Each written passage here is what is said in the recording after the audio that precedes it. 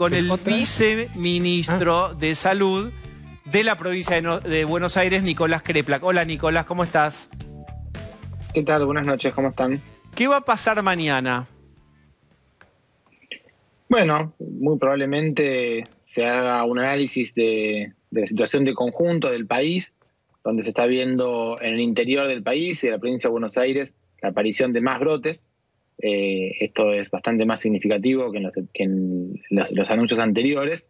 Y también lo que se está viendo es más cantidad de contagios en el área del AMBA y sobre todo una expresión ya clara y sostenida de un aumento de la letalidad, un aumento de los muertos, quiero decir, no la letalidad, un aumento de la cantidad de muertos que es preocupante. Así que el anuncio va a ir en la línea de hay que seguir sosteniendo la idea del cuidado, de la cuarentena, la idea de las medidas de distanciamiento social, todo lo máximo posible, y que no se pueda avanzar en la reactivación de las medidas de las actividades prepandémicas porque estamos en el momento de mayor gravedad de la curva hasta ahora, de la epidemia hasta ahora, y esperemos que no crezca mucho más, con lo cual hay que ser muy responsables. De modo tal que si tuviéramos que sintetizarlo, a ver si lo hacemos bien, no se va a retroceder hacia modalidades más restrictivas, pero tampoco hacia mayor apertura. Así como estamos, ¿está bien? Así como estamos, yo no podría decir que está bien porque hoy contamos 153 muertos en nuestro país. A mí me parece 153 personas fallecidas por esta enfermedad. Me refiero a que va a quedar mucho. así. Sí, probablemente quede así. El planteo es este. Así como estamos, no se puede abrir para nada. Lo que la vez anterior se había anunciado que iba a haber una gradualidad en aperturas. No se puede seguir avanzando en esa gradualidad de aperturas. Pero además preocupa mucho la situación y es posible que uno tenga que pensar en un futuro retroceder si es que esto continúa de esta manera, si es que no hay, con las medidas de contención, con el cuidado de la sociedad, un regreso. Porque bueno, creo que todos podemos coincidir fácilmente con que esta cantidad de fallecidos por día es preocupante. Espera, cuando vos decís que se guardan la posibilidad de tener que retroceder, ¿cuál es la ocupación en provincia de Buenos Aires de las camas de terapia intensiva? En el área metropolitana bonaerense, que sería el área donde hay más tensión en el sistema de camas, estamos en una ocupación del 62 y pico % en las camas de terapia intensiva de adultos en el global. Si uno en el GBA, me refiero al AMBA, pero de la parte de la provincia. Si uno eso lo divide en público y privado, estamos más o menos parecidos, un poquito más en el privado que en el público, pero también es cierto, por lo que estuvimos conversando con los colegas de la Ciudad de Buenos Aires, que en el sector privado de la Ciudad de Buenos Aires especialmente hay bastante poco margen y eso se termina expresando en situaciones de traslados muy largos para conseguir una cama, tiempo de espera, esos signos que ya empiezan a afectar la capacidad de atención. Pablo de León. Kreplak, en un momento los contagios se daban por la gente que venía de afuera, después se empezó a ver por la gente cuando empezó a ir a las fábricas, cuando empezó a ir a los comercios. Hoy se está viendo que los contagios van por esta cuestión de la reunión social, la cuestión Día del Padre, Día del Amigo, gente que ya está cansada y que se empieza a juntar más allá de la prohibición de hacerlo. No, yo creo que eso tiene un impacto muy grande en algunos lugares donde no hay casos. En el interior especialmente uno puede ver que encuentra pueblos sin casos muchos días y que de pronto a partir de un asado, ha sido famoso el baby shower, una fiesta de 15, ahí aparece una serie de contagios significativos que hacen un pequeño... Pero me parece que en la Ciudad de Buenos Aires no es igual, o en el AMBA, no es igual lo que sucede, porque ahí hay contagios en los trabajos, contagios en las fábricas, en los hospitales, en muchos lugares. Ahora, si la actividad económica y social es indispensable en un área con casos, y sabemos que esto significa la actividad que va a haber un poco más de casos, pero si eso le agregamos los encuentros familiares que son evitables, los cumpleaños que son evitables, bueno, me parece que por ahí va el eje del esfuerzo, ¿no? Hagamos un esfuerzo en todo lo que sea evitable, evitarlo, porque sabemos todos que ir a trabajar, que moverse, que los que somos trabajadores de salud, ir al hospital, etcétera, aumenta el riesgo de contagio. Pero sin duda podemos evitar encontrarnos para un cumpleaños, aunque sea algo que nos ponga un poco tristes, pero que es necesario poner para que a toda la sociedad vaya mejor. Nicolás, hace unos días apareció una frase del ministro Goyán que dijo que a mitad de agosto podía colapsar el sistema. ¿Esa frase está vigente? Bueno, lo que el ministro estaba contando es un trabajo de simulación que hicimos con nosotros en el Ministerio de Salud de la provincia, en el cual mostramos una curva de crecimientos constante, según la pendiente que se ve en las últimas 2 semanas en promedio, y vemos que si nos acercamos entre el 15 y el 30 del mes siguiente, empieza a haber arriba de un 90% de camas de ocupación, de ocupación de las camas de terapia intensiva en el AMBA a camas constantes. Esos es un ejercicio. Esas son 2 realidades que no podemos saber si la pendiente va a ser siempre igual, porque podría ser más empinada, podría ser más grave o podría ser menos grave. Y tampoco, lo que sí sabemos seguro que no va a suceder es que tengamos la misma cantidad de camas, porque estamos haciendo un esfuerzo muy grande de inauguración, y de hecho esta semana inauguramos 2 hospitales y una sala de terapia intensiva en Malvinas, Argentina.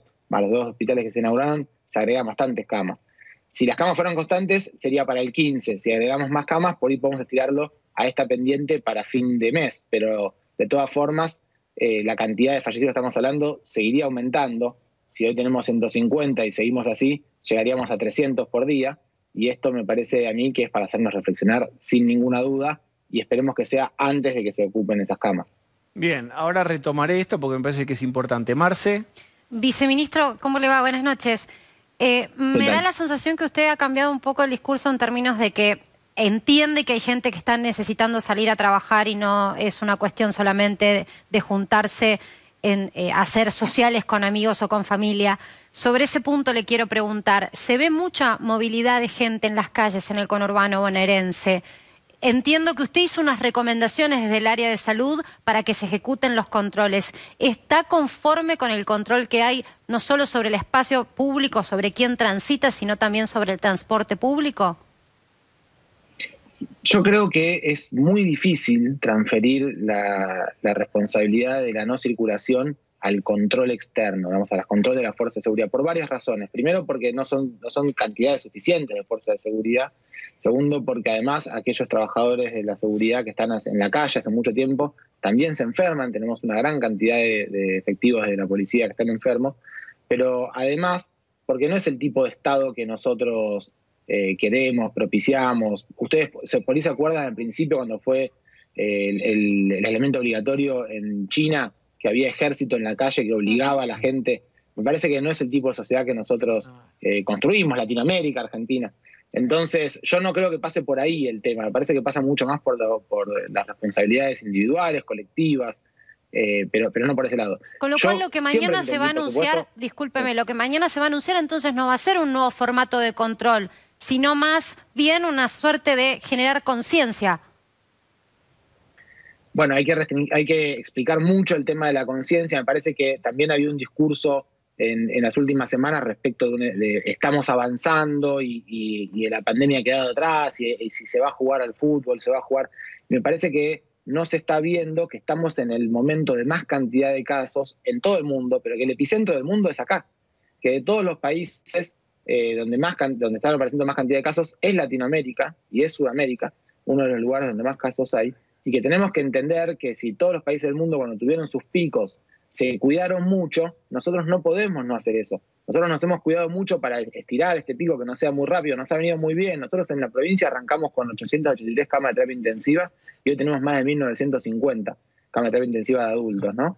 Es mucho el esfuerzo que se logró hacer en este tiempo. Hemos inaugurado muchos hospitales. Lo que se hizo es histórico. Nos permitió el tiempo llegar hasta acá. El tema es que igual ahora no nos resignemos, podemos reducir la contagiosidad y evitar tener esta cantidad de fallecidos que estamos viendo ahora. A mí realmente me preocupa mucho. Yo soy médico, soy trabajador de hospital y entiendo lo que significa esto para mis colegas trabajando en el hospital todos los días y viendo esta cantidad de enfermos que llegan y la cantidad de veces que uno no puede hacer nada. Y no son solo también adultos mayores, aparecen muchos jóvenes enfermos. Es una preocupación, sinceramente. Y yo creo que tenemos que todos entenderlos y ponerlo arriba de la mesa. Ha pasado mucho tiempo y quizás algunas cosas se relativizaron, pero me parece que hay situaciones que son reales y concretas que no se las puede relativizar más. Yo quiero hacer un comentario, ahora le paso a Osvaldo, pero Se habló ayer de algo que podría parecer secundario en función de la gravedad de una pandemia, pero la verdad es que el tenis concretamente, me contaban que hay 70.000 personas que viven del ecosistema tenis y muchos decían, ¿qué tiene de malo este deporte en particular como algún otro donde no hay contacto? ¿Cuál es tu mirada sobre esta posibilidad de obviar vestuario, que se junten directamente en la cancha y después se vayan a la casa? Yo sé que puede parecer, insisto, secundario alrededor de lo que respira, todo lo sé, pero son 70.000 personas que viven alrededor de la actividad, por ejemplo, del tenis. Sin duda. Yo creo que sí, que cualquier cosa que uno se ponga a analizarla individualmente, encuentra en términos normativos, digamos, uno puede hacer un protocolo y puede diseñar el protocolo de manera tal en que si se cumpliera al 100%, no sería todo seguro. Lo que sucede es que lo que termina pasando en la realidad es un poco distinto y que además la suma de cada uno de estos elementos en la sociedad hacen traslados, viajes, proveedores, una serie de cosas que van sucediendo, que se van moviendo, que es activar la economía. Todas las ramas de la economía en una sociedad son muy importantes y para aquel que las ejecuta, para aquel que vive de eso, son esenciales. Eso está clarísimo y no se pone en ningún punto en discusión. Lo que pasa es que sabemos y tenemos casi una de las pocas certezas y verdades que tenemos, es que cuando aumenta la circulación aumentan los contagios. Y tenemos muchos contagios. Entonces, cualquiera de estas actividades que podrían ser entendibles en una burbuja, digamos, en el contexto de la sociedad, significan más movimiento, más actividad y, consecuentemente, más contagios. Y yo creo que hay que entender que más personas infectadas son más personas que pierden la vida. Aún diría, corramos el eje del sistema de salud, de las camas del sistema de salud. La pregunta es, mientras más contagiados tengamos, más personas vamos a tener que se enfermen de gravedad. ¿Hasta cuánto queremos nosotros soportar esto como sociedad y cuándo queremos decir, basta, dejemos de contagiarnos, cuidémonos y bajemos con la enfermedad? Bien, Osvaldo Bazán. Buenas noches, viceministro. Quisiera analizar con usted algunas cifras para ver cómo ha funcionado la pandemia en el último mes. Tomando, por ejemplo, el día 6 de julio, en la Ciudad de Buenos Aires hubo 1.025 contagios y hoy en la Ciudad de Buenos Aires hubo 1.239. Ese mismo día, el 6 de julio, en provincia hubo 1.751 contagios y hoy hubo 4.415. Esto significa que en provincia durante este mes creció un 18% y en ciudad creció un 18% y en provincia creció un 140%. ¿A qué atribuye usted esta diferencia? ¿Qué se hizo distinto en ciudad que en provincia? Si es que esto es. Hay varias razones para que esto suceda. Una de las principales razones es que la provincia de Buenos Aires tiene 5 veces, el conurbano bonaerense tiene 5 veces más población que la ciudad de Buenos Aires, y eso hace que una enfermedad que tiende a distribuirse y contagiarse entre las personas, y cuando no se logra evitar el contagio, se va homogeneizando, es decir, estaba más concentrado en un lugar y se empieza a distribuirse, digamos, según la capacidad de contagio de las personas. Entonces, mientras más personas haya en un lugar, más posibilidades de personas hay que se puedan contagiar. Entonces, el epicentro de la enfermedad empezó siendo la Ciudad de Buenos Aires, cuando empezaron a llegar las primeras personas que viajaban, era la Ciudad de Buenos Aires y del norte del conurbano bonaerense, pero empezaron a distribuirse para los demás lugares. Y muchos de esos lugares incluso no fueron quienes viajaron, pero se terminaron contagiando y teniendo mucha más cantidad de casos. Esta misma lógica de ser un centro que tiene más cantidad de casos y va distribuyendo para los demás lugares es esperable y es entendible. Si uno compara en cantidad de casos cada 100.000 habitantes, que sería una especie de densidad de contagio, uno ve que en la Ciudad de Buenos Aires uno tiene un poco más que el doble que en el primer cordón del conurbano, cerca del triple que el segundo cordón del conurbano y el cuádruple del segundo cordón. Lo que sucede es que hay mucha más población en el AMBA y en el GBA, y eso hace que cuando se empieza a distribuir, hay algunos que usan la imagen como si fuera de una mancha de aceite que se va diluyendo y homogenizando en su solvente, ¿no? Cuando va sucediendo eso, va aumentando la cantidad de casos en los lugares donde hay más población. Eso es bastante lógico y es la razón por la cual nosotros todo el tiempo, aún con pocos casos en el GBA, decíamos, cuidémonos de lo que está sucediendo, porque si llegamos a empatar, a homogenizar la cantidad de casos del GBA con los de la Ciudad de Buenos Aires, en el GBA significan al menos 5 veces más. Eso es uno de los aspectos centrales para analizar. Hay otros que son mucho más técnicos que quizás habría que ponerse a explicar cómo es que se puede testear a esta cantidad de pacientes con una tasa de positividad tan alta y cuántos son los que se subregistran. Y esto es un tema bien complejo en el cual estamos todos nosotros analizando entre los especialistas del tema cuánto efectivamente estamos encontrando de los casos. Se ha visto en bibliografía en el mundo que se encuentran aproximadamente 1 de cada 10 casos.